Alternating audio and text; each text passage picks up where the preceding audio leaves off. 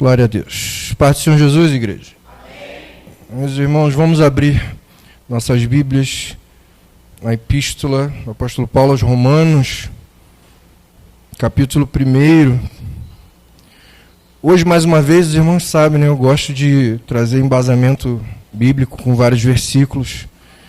Hoje, em particular, alguns versículos eles têm uma complexidade maior por causa da passagem, mas eu só vou ler as partes pertinentes à mensagem. Então, alguns versículos pode ser, eu não preciso ficar falando a parte A, a parte B. Vou ler especificamente as partes pertinentes à mensagem. Caso falte alguma parte, né, os irmãos já sabem. Então, quem achar Epístola aos Romanos, capítulo 1, versículo 16. Nós vamos ler apenas o versículo 16 e vamos destrinchá-lo no original em grego, que eu sou apaixonado pela Bíblia original. Amém, irmãos? Quem achou, dá um brado pentecostal.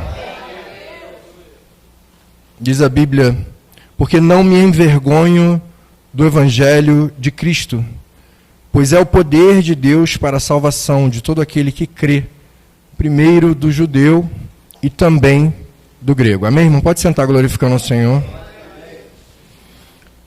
Todo aquele que crê. Se eu não me engano, foi na última pregação, né? Eu falei, irmãos, ser crente. E ser crente, a palavra crente, ficou estigmatizada na sociedade, né? Virou até xingamento, a pessoa se ofende se chamar de crente. Eu sou crente, irmão. Tem crente aqui na igreja? A definição da palavra crente é aquele que crê. Inúmeras vezes eu falei, o que a gente crê? A gente crê na promessa, né? 1 João 2,25, se eu não me engano, e esta é a promessa que ele nos fez, vida eterna. Né? A promessa de vida eterna na glória, a remissão dos nossos pecados, através do sacrifício de Jesus na cruz. E a ressurreição de Cristo nos prova que ele é profeta, sacerdote e rei. E por isso nós não podemos nos envergonhar de ser chamados de crente. Ao contrário, você tem que bater no peito e afirmar, irmão. Quando perguntarem assim, qual é a sua religião, irmão? Olha só, eu sou crente. Vai pegar a pessoa até desprevenida. Falou, nossa, que orgulho é esse? Por que o orgulho? Não, Paulo está dizendo aqui, porque não me envergonho do Evangelho de Cristo. Não me envergonho, irmão, envergonha, epaisrinomai, uma palavra grande aqui em grego, que significa recuar por medo de opinião pública. Essa palavra também é usada, mas em outro tempo, num tempo futuro, uma forma futura, quando Jesus fala em Marcos capítulo 8, versículo 38, Jesus diz, porque qualquer que entre esta geração adúltera e pecadora se envergonhar de mim, das minhas palavras, também o Filho do Homem se envergonhará dele quando vier na glória de seu Pai com os santos. Esse se envergonhará, como está numa forma futura, está representando aqui um ato público que vai gerar uma resposta pública. E é o que essa palavra significa. Um ato público que gera uma resposta pública. Eu não tenho vergonha do Evangelho, publicamente.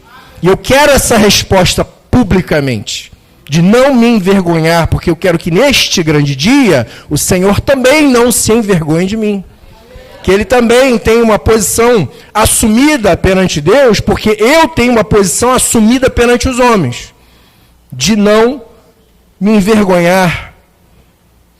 Voltando ao Romanos capítulo 1, porque não me envergonho do Evangelho de Cristo. Irmãos, Paulo ele também fala para Timóteo na segunda epístola, no primeiro capítulo também, no versículo 8, portanto, não te envergonhes do testemunho do nosso Senhor, nem de mim, antes, participa das aflições do Evangelho segundo o poder de Deus. Então você se envergonhar, ou não, perdão, não se envergonhar do Evangelho, não é só você proferir a palavra, bater no peito e falar que você é cristão, falar da promessa de vida eterna agora. É você também não se preocupar ou participar das aflições do Evangelho. Paulo fala, irmão, tem 2 versículos que falam de aflições e tribulações, que é semelhante. Romanos 8, se não me engano, versículo 18. Porque as nossas aflições não há de se comparar com a glória que em nós há de ser revelada. Não há de se comparar. De maneira semelhante, ele fala sobre tribulação em Coríntios, capítulo 4, no versículo 17 e 18. No 17 ele diz, porque ele chama tribulações ou as aflições por causa do Evangelho, leve e momentânea.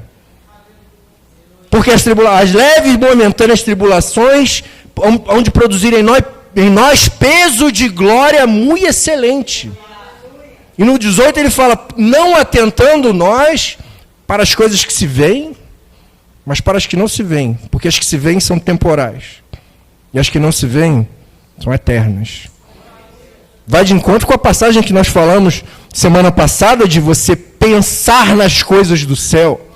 Você olhar para as coisas eternas, não se envergonhar e não ter problema em ter aflições ou tribulações, porque isso não é nada comparado com toda a eternidade que a gente tem ao lado do Rei da Glória. Essa eternidade é o que nos espera, irmãos. Porque nessa mesma passagem aqui em Timóteo, eu li o versículo 8, no próprio versículo 18, Paulo ele faz um desejo a Timóteo, ele não deseja nesse momento bênção, ele não te deseja prosperidade, ele não deseja que o coração dele fique bem, palavra de autoajuda, ele não deseja coisas materiais, e sabe o que ele deseja? Versículo 18, 2 Timóteo, 1º capítulo, versículo 18, o Senhor lhe conceda que naquele dia ache misericórdia diante do Senhor. O que ele está falando aqui é que naquele dia, que Jesus está falando, que quem se envergonhar do Evangelho também se envergonhará, o Filho do Homem se envergonhará na frente de Deus. Ele está te desejando aqui, irmão, que o Senhor lhe conceda que naquele dia ache misericórdia diante do Senhor. E sabe o que ele está desejando para você? Que você tenha oportunidade de mostrar que você é crente. Que você tenha oportunidade de mostrar que você não se envergonha do Evangelho. Não me envergonho, voltando a Romano, porque não me envergonho do Evangelho de Cristo, pois é poder de Deus para a salvação. E evangelho aqui, irmãos, a palavra é evangelion. Você sabe de onde vem essa palavra? A gente acha que é nossa, exclusiva, né? Na época do Império Romano, evangelho, ou evangelion, que é o original, era um termo utilizado para anunciar as vitórias do imperador. Esse termo foi, irmão, estou sentindo a presença de Deus aqui, esse termo foi utilizado pelos apóstolos para anunciar a vitória de Cristo sobre a morte. Porque ele, com preço de sangue, pagou pela sua vida, pela nossa vida, com a sua vida na cruz, ressuscitou e mostrou, falou, olha só, toda a profecia que ele vinha pregando foi cumprida na cruz. A nova aliança foi estabelecida na cruz. A cruz para nós é um símbolo da nova aliança. É um símbolo do poder do Evangelho. 1 Tessalonicenses, capítulo 1, versículo 5, Paulo fala sobre o nosso Evangelho. E ele diz, porque o nosso Evangelho não foi a vós somente em palavras, mas também em poder, e no Espírito Santo, e em muita certeza, como bem sabeis quais fomos entre vós por amor de vós. Ele fala aqui 4 coisas, irmãos, que fazem parte do Evangelho que ele está pregando. Palavra, presença do Espírito Santo, poder. E quando ele fala, como bem sabeis quais fomos entre vós, ele está falando do fruto do Espírito. Ele está dizendo, ele está batendo no peito com orgulho, falando, você sabe quem eu sou.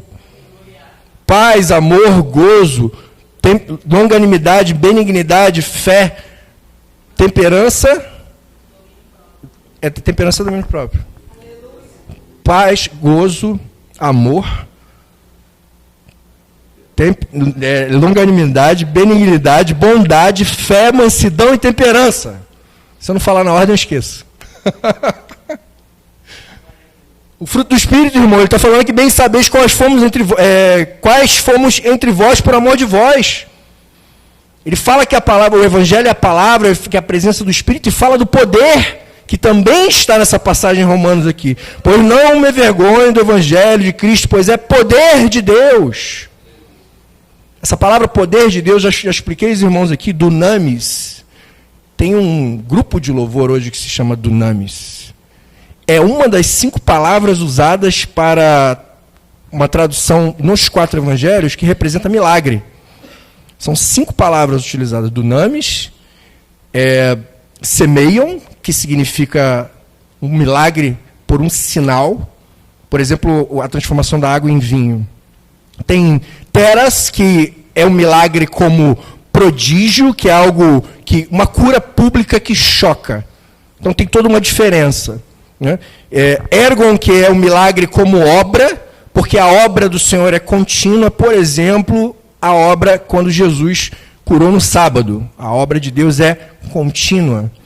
E Talmasion, que é o milagre por maravilha, que é algo que causa admiração, temor ou espanto.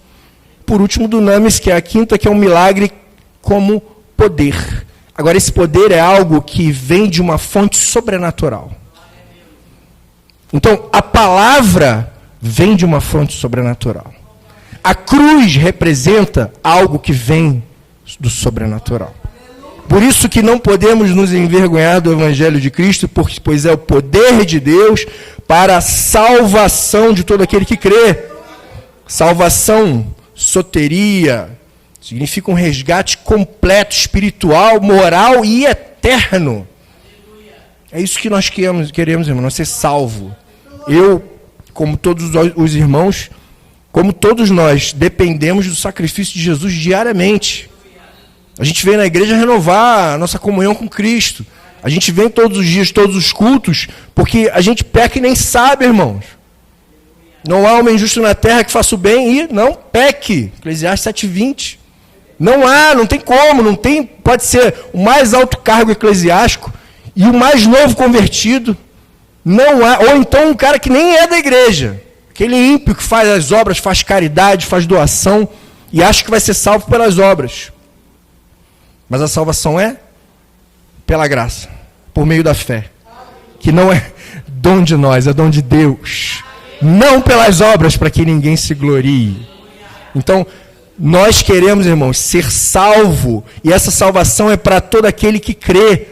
Essa passagem, todo aquele que crê, ela está no presente. E o presente em grego significa ação contínua. Não é uma crença momentânea. Você ouviu a palavra, hoje eu acreditei, tá bom. Ele foi para casa e esqueceu, não leu mais a Bíblia, não louvou, não orou, não jejuou, não entrou em comunhão, não intercedeu por ninguém, não voltou na igreja, leva 1 mês para voltar. Não é algo momentâneo, é uma ação contínua. Então, esse evangelho que eu não me envergonho, é uma pregação contínua. É algo que a gente prega com ousadia, e você precisa dessa ousadia para Deus te usar, irmão. Você precisa ter essa consciência. Eu senti um calor aqui, irmão, na presença de Deus no altar. Você precisa dessa ousadia, porque quem vai falar as palavras através da tua boca não é você, é Deus. Deus vai te usar, e você precisa estar aberto para ser utilizado, ser canal, ser vaso, canal de bênçãos aqui na terra. E Paulo descreve muito bem isso em Filipenses. Perdão, em Efésios, capítulo 6, Filipenses, eu vou ler já. Versículo 19, que ele diz: para que me seja dada no abrir da boca a palavra com confiança, para fazer notório o mistério do Evangelho. E no versículo 20, para que possa falar dele livremente como me convém. Para que você tenha... Para que seja dado a você no abrir da boca, você precisa se entregar, irmão. Ter orgulho de ser crente, não se envergonhar do Evangelho de Cristo, sabendo que ele é poder de Deus para a salvação de todo aquele que crê.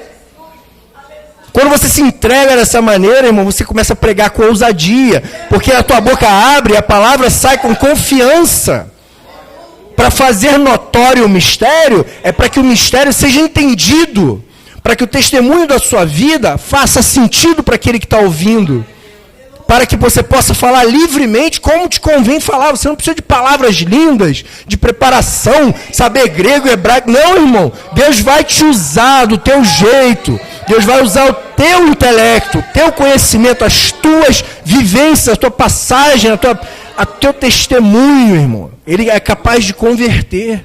E você precisa ter a capacidade de falar livremente, com ousadia. Porque o mais importante, irmão, é anunciar a Cristo.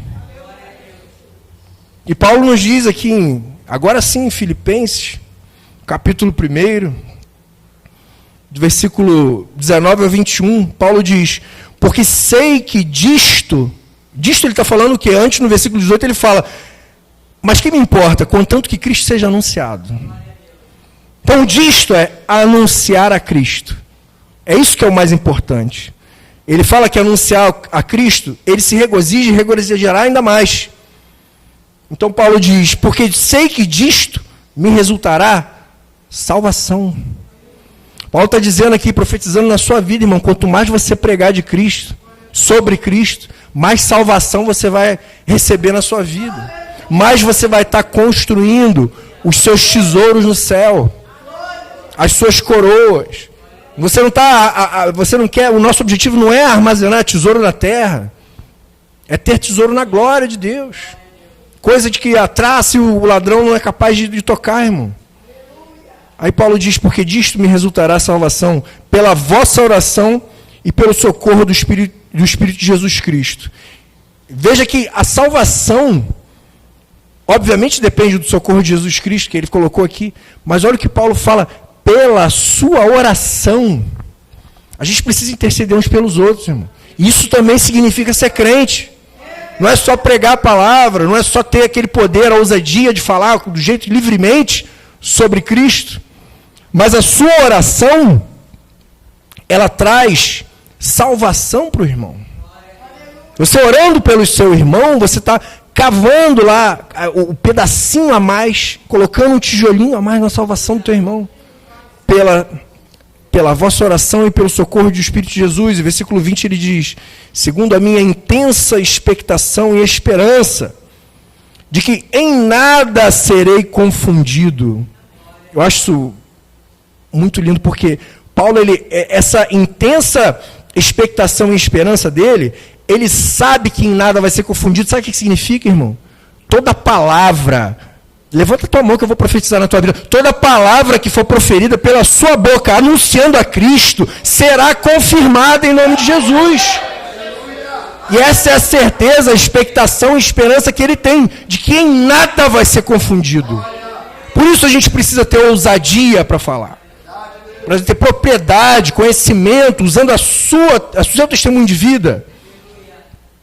Porque de que em nada serei confundido. Antes, com toda confiança, Cristo será, tanto agora como para sempre, engrandecido no meu corpo, seja pela vida, pela morte. Irmão, ele coloca aqui que ele tem toda a confiança, ele tem certeza absoluta que ele vai continuar anunciando a Cristo, sempre engrandecendo ele no seu corpo, seja pela vida ou pela morte, em todo o momento. E aí a gente culmina no versículo chave, que a gente conhece muito, né? Porque para mim o viver é Cristo e o morrer é ganho. A minha tradução está ganho, né? Mas a gente costuma falar lucro. Porque o lucro, o original aqui é kerdos, significa lucro absoluto. O viver para mim é Cristo. O morrer para mim é lucro. Agora o viver, irmão, olha como é que o inimigo é ardiloso. Você já ouviu aquela gíria muito conhecida nessas religiões budistas, né? Zen. Já ouviu? Tô zen, né? O que significa? Está bem, né? Está tranquilo, ninguém te incomoda, você não incomoda ninguém. Sabe o que é zen em grego, irmão? É a palavra que está aqui nesse versículo. Viver. Olha como é que o inimigo é sujo. Ele pega a palavra que o meu viver é Cristo, o meu zen é Cristo. O original em grego é zen. O meu zen é Cristo, o meu viver é Cristo, e transforma isso numa gíria de uma religião que leva para as trevas, que leva para a perdição, que está destinada ao lago de fogo e enxofre. Viver para mim é Cristo, significa, o zen aqui significa uma existência contínua. O seu viver, a sua existência contínua tem que ser Cristo. O seu viver deve ser Cristo.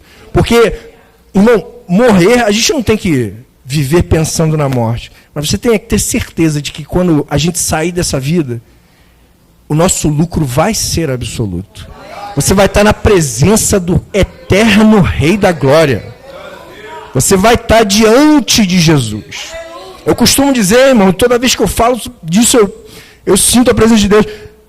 Eu não sei que momento que Deus vai me levar, mas no momento que eu fechar os olhos e abrir, se eu ver algum ser na minha frente, eu vou perguntar primeiro, posso ir ver Jesus? Aleluia. Eu quero olhar nos olhos dele, irmão, que a Bíblia diz que os olhos dele são como chama de fogo. Aleluia. Você já parou para pensar essa cena? Tocar nas mãos de Cristo e falar, obrigado. Obrigado, porque eu nunca te vi.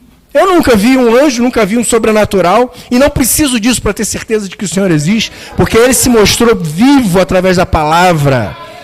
Deus provou a sua existência através da Bíblia, no meu conhecimento. Os irmãos sabem no meu testemunho aqui. E essa certeza de que essa palavra é 100% real, nada fantasiosa, nada alegórica, ela é 100% literal, essa certeza que fez eu estudar o hebraico e o grego. Se tiver dúvida, irmão, vai no original.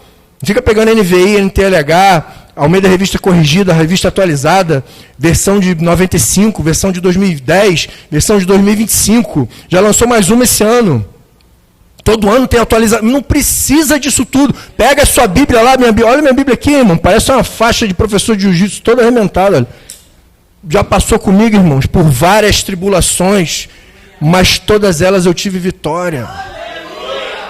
Tem tanta informação escrita nessa Bíblia, irmão, que eu não troco ela por nada. Essa Bíblia eu não perco ela por nada, é com ela que eu prego, está toda rabiscada.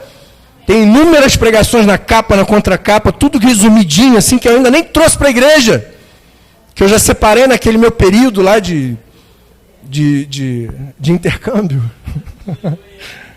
Irmãos, a palavra de Deus tem muito valor, irmão. E você ser crente, você não pode ter vergonha de dizer que você é crente. Porque eu não me envergonho do Evangelho de Cristo. Eu dependo do Evangelho de Cristo para sobreviver, irmão. Eu dependo do Evangelho de Cristo para tirar força, para ir para o trabalho, chegar lá no meio de pessoas atribuladas que não têm a mesma fé que eu tenho, que não servem ao Deus que eu sirvo, e mesmo assim tratar eles com muita educação, muito carinho, muito amor, e quando vier o assunto, falar sobre Jesus. Deus já me deu essa oportunidade lá.